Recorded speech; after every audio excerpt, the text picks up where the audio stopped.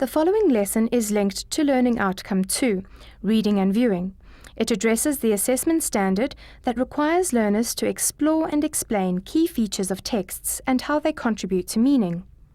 Learners should be able to recognize how word choices, imagery, and sound devices affect mood, meaning, and theme.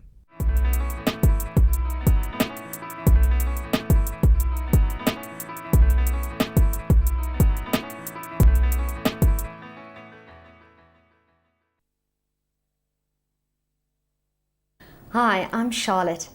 In order to extend our understanding of intention and message, I have decided to take a closer look at South African protest poetry. Poets are often considered to be the conscience of a society. So by learning to understand their work fully, you are empowered to take a look and evaluate other ideas and opinions. Then you can formulate your own ideas and learn to express them well. In South Africa's history, poets and writers like Ethel Fugard, Bruiten Breitenbach, Mongani Wally Serote, and Lenri Pieter played a major part through their writing in bringing about change in this country. It is important that you realize that language is a powerful tool in changing people and societies. Protest poetry will show you a style of poetry which deals directly with the emotions of poets. So as we go through the poems, in this lesson, we are going to focus on the intention and message. Here is our first poem, Moon in the Bucket by Gabriel Okara. Look out there in the bucket, the rusty bucket, with water unclean. Look, a luminous plate is floating, the moon, dancing to the gentle night wind. Look, all you who shout across the wall with a million hates. Look at the dancing moon. It is peace unsoiled by the murk and dirt of this bucket war. This poem deals with the hope of all oppressed people that eventually they will be freed from this oppression. Now let's look at how the poet manages to convey this message and how we can form an opinion of his intention. The poet chooses to address the reader directly, but he is also addressing the oppressed people. See how this is almost a command.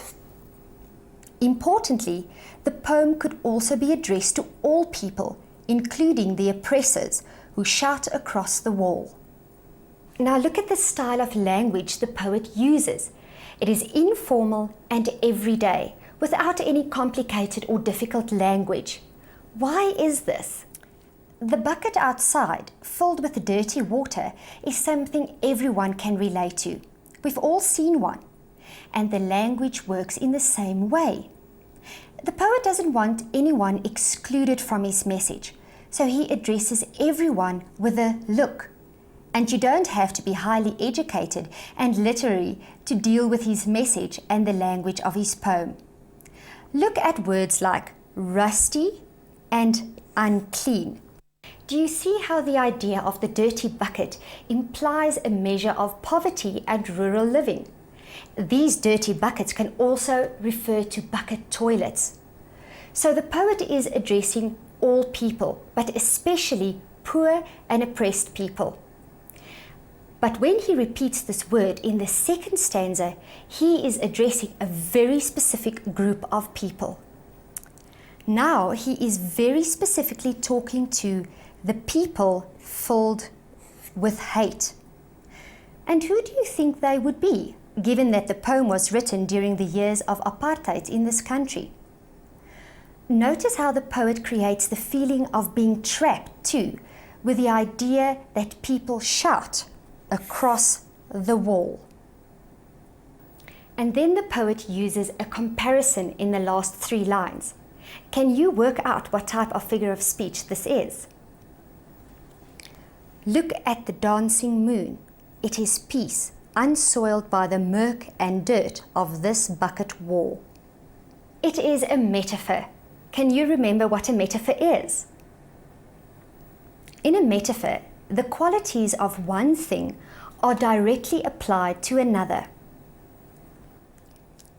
peace is compared to the dancing moon. And then the bucket is compared to the war raging between the races in this country at the time.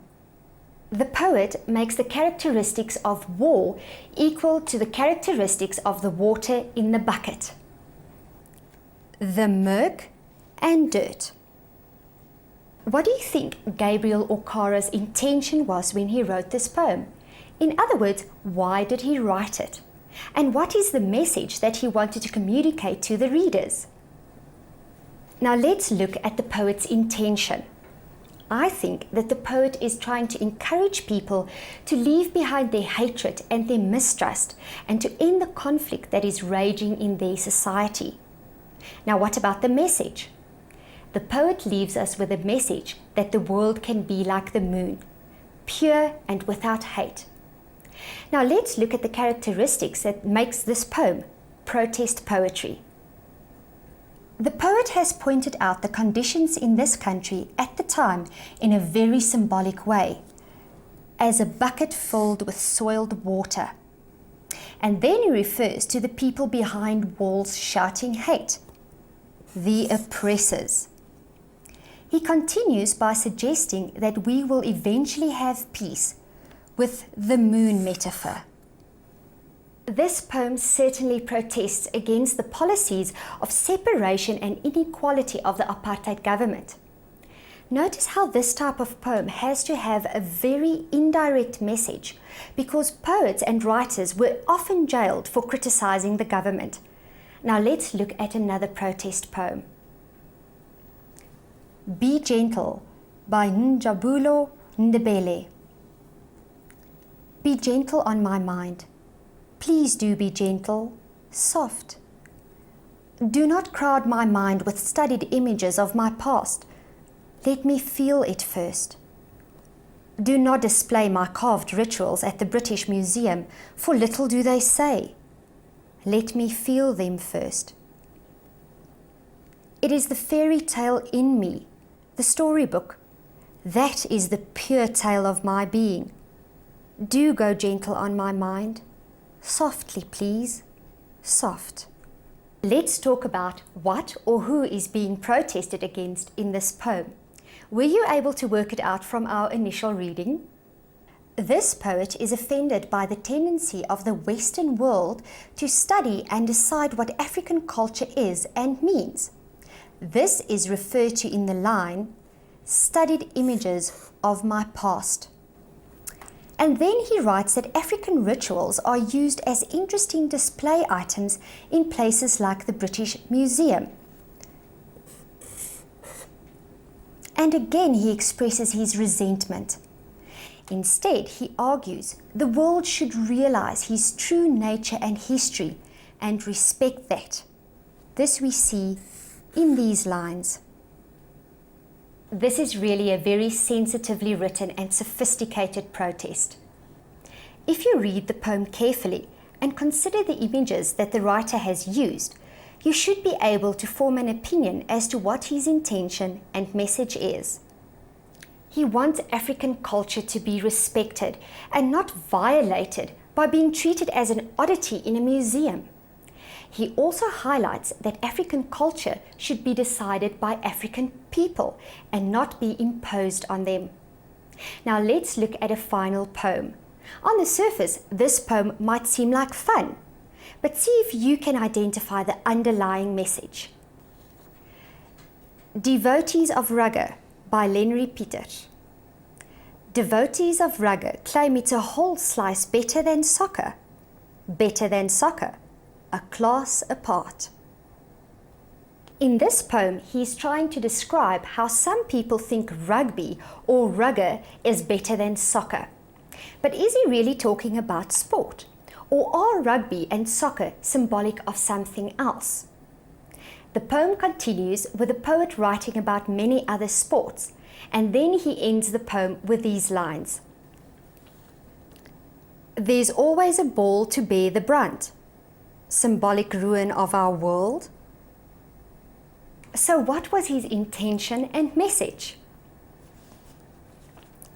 The poet is clearly referring to the competition between soccer and rugby in this country, but he also alludes to the racial conflict, since at the time, soccer was seen as a traditionally black person's sport and rugby as a white person's sport. What is symbolic in this poem? He writes that a ball takes the blame for the racial problems that existed in the apartheid society at large. This poem protests against racism, and it suggests that society is so petty that they don't address their problems directly, but instead blame things like a specific taste in sport to explain the divisions that exist in our country. The message Peter leaves us with is that we should try to not blame our bad behavior on things that are irrelevant to the problem. Now, you will encounter other examples of protest poetry as you study poetry at school. Always try to determine the poet's intention and message. Join me again next time. Bye-bye.